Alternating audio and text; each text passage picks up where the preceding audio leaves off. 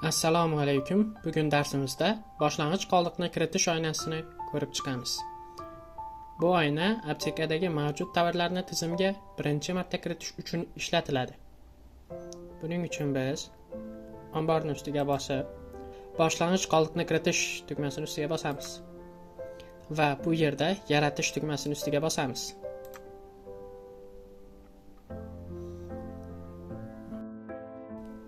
Yaratish tugmasini bosganimizdan so'ng bizda shunday oyna ochiladi va bu yerdagi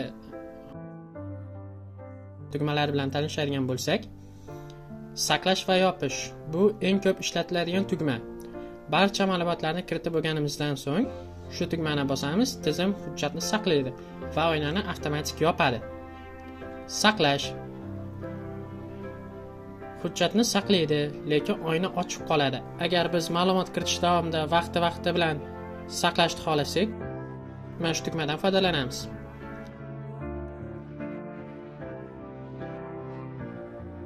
Yopish hujjatni saqlamasdan yopadi. Bu yerda ehtiyot bo'lishimiz kerak. Agar ma'lumot kiritgan bo'lsak va tasodifan shu tugmani bossak, barcha kiritilgan ma'lumotlar yo'qoladi. Tizim odatda ogohlantirish so'raydi. Ya'ni saqlamasdan yopishga rozimisiz degan. Hisobga olish. Bu tugma hujjatni rasmiy ravishda hisobga qabul qiladi. Ya'ni omborga o'tkazadi. Faqat barcha ma'lumotlar to'liq va to'g'ri kiritilgandan keyin bosish tavsiya etiladi. Hisobdan chiqarish. Agar hujjat noto'g'ri kiritilgan bo'lsa va uni hisobdan olib tashlash kerak bo'lsa, shu tugma ishlatiladi. KKSni hisoblang, ya'ni qo'shimcha qiymat solig'ini hisoblang. NDS. Bu tugma jadvaldagi barcha tovarlar uchun KKS summasini avtomatik hisoblab chiqadi. Har bir tovar narxini kiritib bo'lgach, shu tugmani bir marta bossak, bu tugma jadvaldagi hamma tovarlarda KKS summasini avtomatik hisoblab chiqadi. Har bir tovar narxini kiritib bo'lgach, shu tugmani bir marta bossak, KKS ustunlari to'ldiriladi. Ya'ni bu yerdagi ustunlar to'ldiriladi. Xo'p. Fayldan yuklash. Agar sizda tovarlar ro'yxati Excel fayl ko'rinishda tayyor bo'lsa, shu tugma orqali uni tizimga import qilishimiz mumkin. Xo'p, endi ma'lumotlarga o'tsak. Bu yerda sana, hujjat sanasi, manba, tovar qayerdan kelayotgani. Ya'ni agar tovarimiz bosh ofisdan kelayotgan bo'lsa, bosh ofisni tanlaymiz. Agar tovarimiz kapital hisobidan kiritilayotgan bo'lsa, kapitalni tanlaymiz. Omborga qaysi omborga kiritilish kerakligini ko'rsatib chiqamiz. Misol uchun ombor 1. Investor, ya'ni investorni yozib olamiz. Buning uchun investorni qo'shish uchun mana bu burchakdagi tugmani bir marta bosib, plus tugmasini ustiga bosamiz. Ya'ni sazlash. Buni bu yerdan yoki bo'lmasam F8 tugmasi orqali amalga oshirishimiz ham mumkin.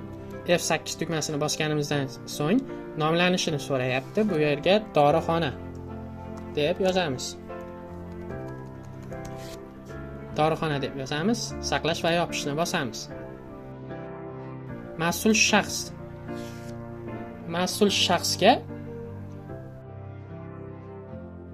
shaxsga tovarga mas'ul shaxsning ismini yozamiz. Misol uchun Farhod.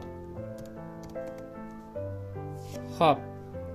Endi asosiy jadvalga o'tsak, agar dorilarda markirovka yo'q bo'lsa yoki shtrix kodi yo'q bo'lsa, qo'sh tugmasi orqali qo'shamiz.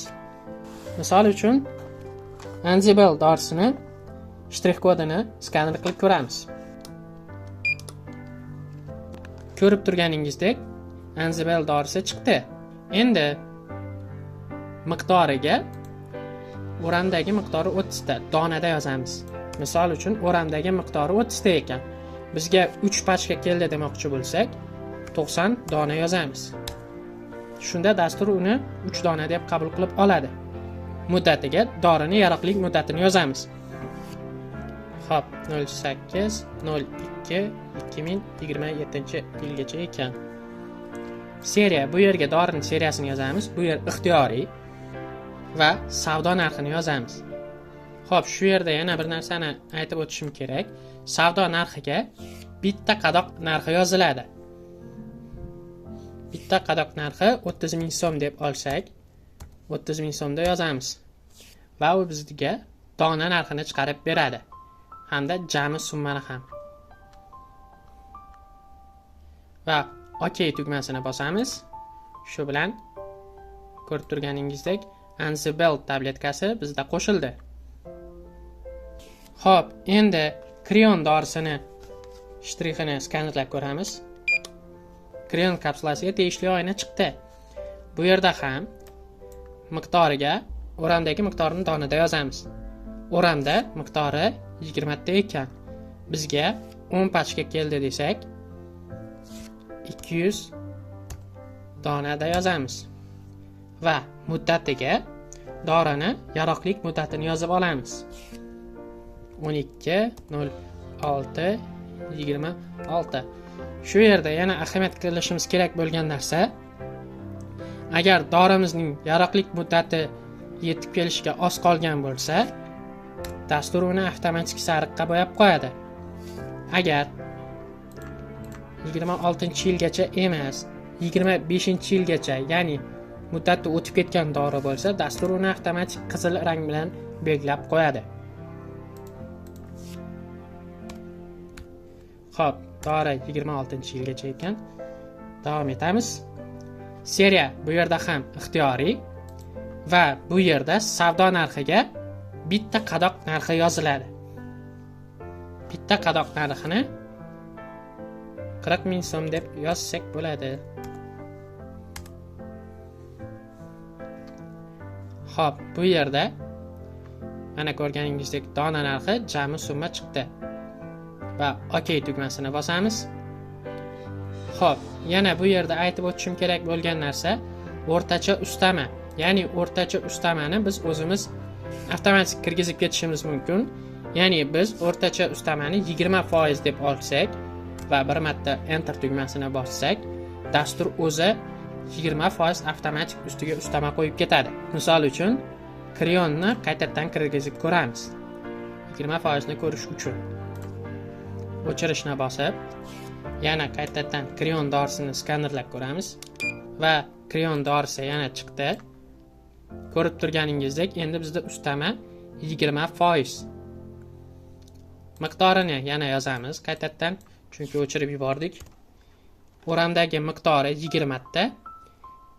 Biz donada yozsak, 100 dona keldi desak, dastur bizga 5 ta pachkada keldi deb aytadi.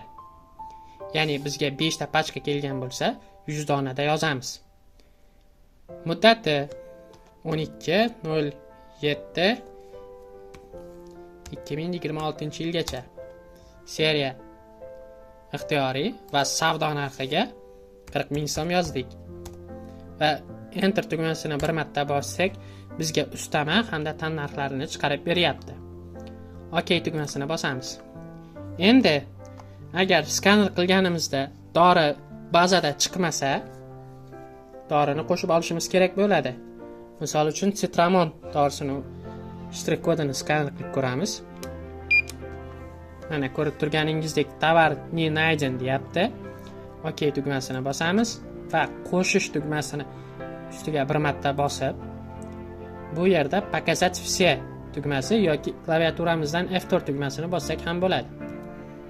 Bosganimizdan so'ng yaratish tugmasini ustiga bir marta bosib olamiz. Va bu yerga dorining ismini yozamiz.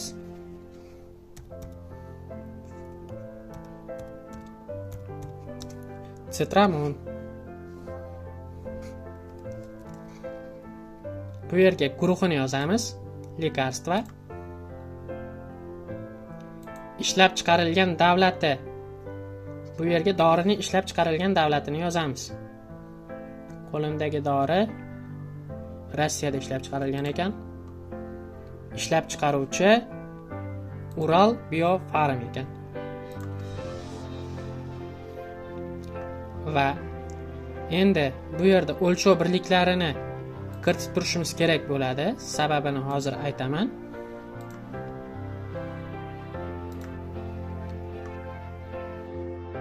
kiritganimizdan so'ng saqlashni bosamiz va saqlashni bosganimizdan so'ng ko'rib turganingizdek bazaga dori qo'shildi.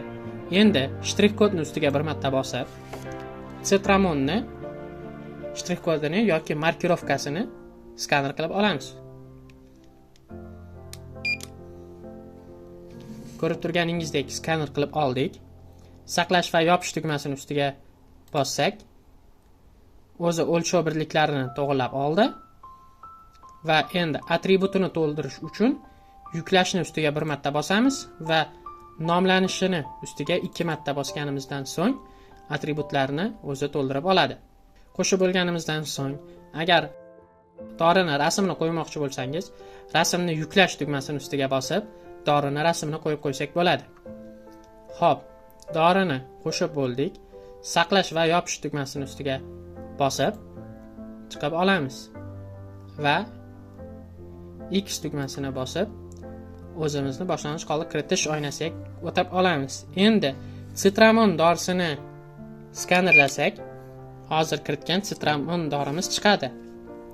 Va endi bunda ham o'ramdagi miqdori 50 ta ekan, bizga 3 pachka keldi desak, 150 dona deb yozib olamiz. Dastur uni o'zi 3 pachka keldi deb oladi. Muddatiga dorini, yaroqlilik muddatini yozamiz.